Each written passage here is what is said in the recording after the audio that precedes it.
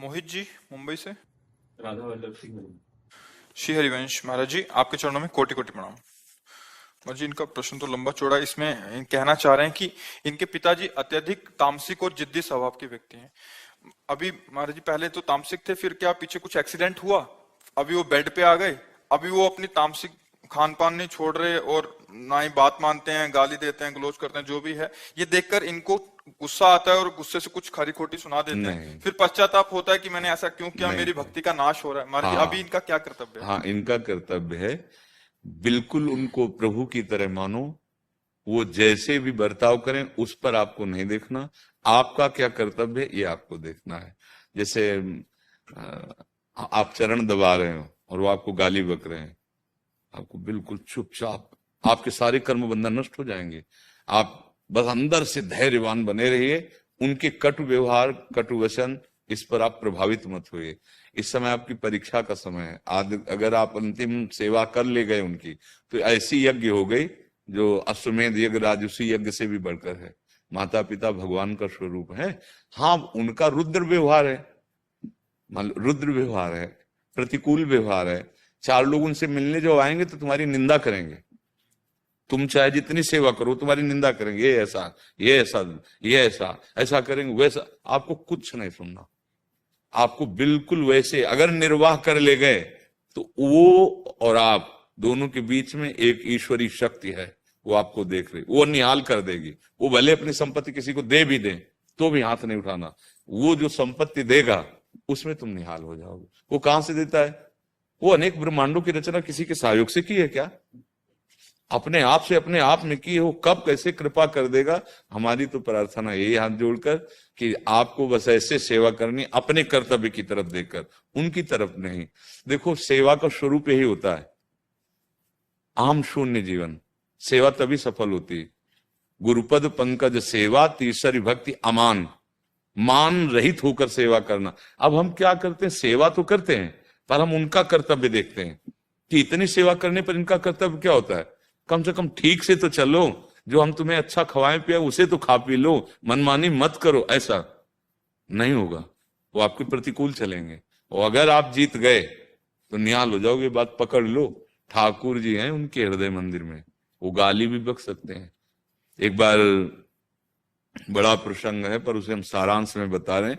भगवान बृहस्पति जी के बड़े भाई संवर्त ऋषि बड़े सिद्ध महापुरुष थे।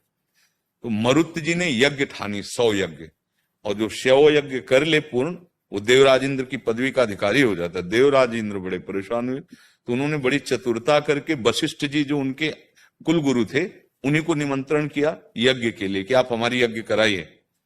अब उनके आगे समस्या हो गई।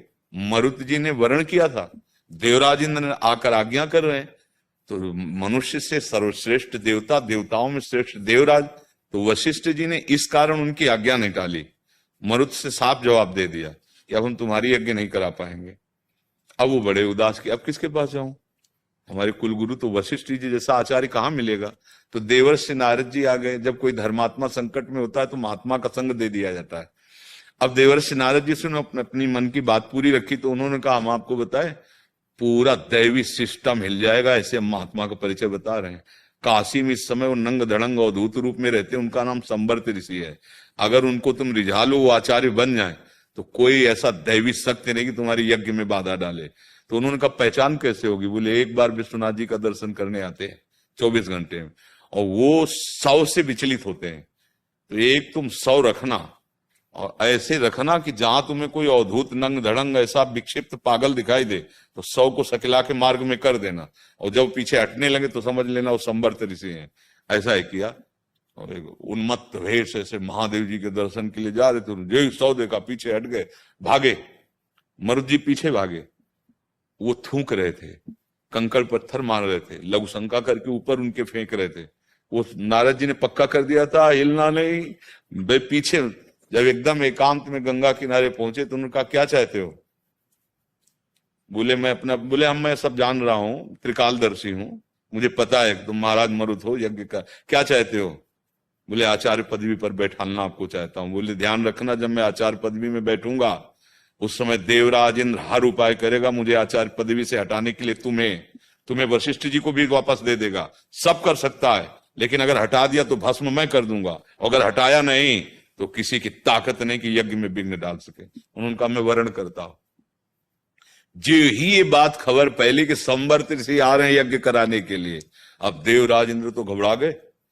अग्नि देवता से कहा जाओ और सामने से जाके संवर्त ऋषि को मना करो और कह दो मैं आहुति पहुंचाऊंगा ही नहीं, क्योंकि ये काम तो अग्नि देवता को होता है।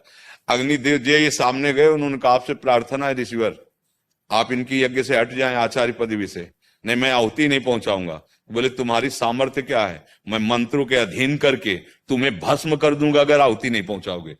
अग्नि देवता को कहा तो जानते हो, फिर देवराज इंद्र वज्र लेकर प्रकट हो गए। जब अग्नि देवता गए बोले महाराज उस महात्मा के आगे मेरी बस नहीं, वो कह रहे तुम्ही को भस्म कर दूंगा। तो देवराज इंद्र स्वयं आए और मरुत से कहा यज्ञ नहीं करोगे, और वज्र ऐसे हाथ में लेकर प्रहार करें।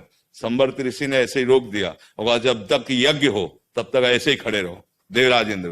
तब उन्होंने प्रार्थना की कि कब तक खड़ा रहूंगा, बहुत दर्द होगा हाथ में, इसलिए आप अपने यज्ञ करो।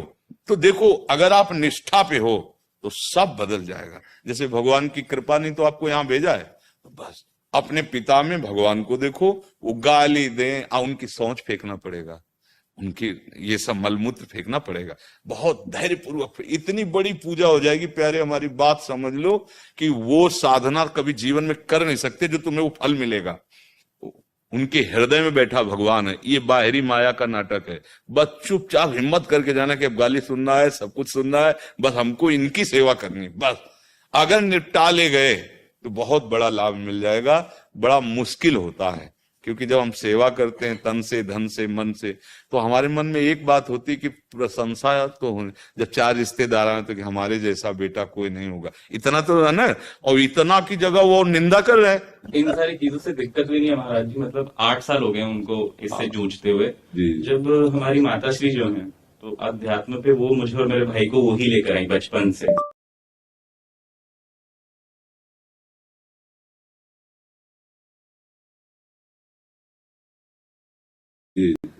जब उन्हें गाली देते ना तब नहीं, वो बहुत किसी वो लगती कुछ है। भी कुछ नहीं, अपने कर्तव्य को देखो, अपने कर्तव्य को बिल्कुल नहीं। माता श्री के लिए भी कुछ ना बोले उन्हें। अब वो मार तो सकते नहीं, नहीं बिल्कुल। तो फिर चिंता क्या कर ले बड़े बड़े बोले ले तो क्या चला जाएगा। आप अपने कान बंद रखो और माता जी को समझा दो कि देखो स्थिति उनकी ऐसी है और वो माँ है और वो उनकी अर्धांगिनी है, वो सहने में आपसे ज्यादा प्रवीण है, तभी आपको अध्यात्म की तरफ भेज सकती है। जो माँ सहनशील और विवेकवान होती वही अपने पुत्र को अध्यात्मिक का मार्ग दिखाती है। अन्यथा तो माता पिता बालकें बुलावें, उदर भरे सोई जतन सिखावें। तुम कैसे पेट भर लो, कैसे विषय भोग लो, इतनी शिक्षा दी जाती है। तो धन्य है आपकी माँ को। आप ऐसा न सोचे कि वो माँ को गाली देते तो हम फिर उनकी, नहीं नहीं बिल्कुल नहीं। अवसर आया है, बढ़िया सेवा कर लो। भगवान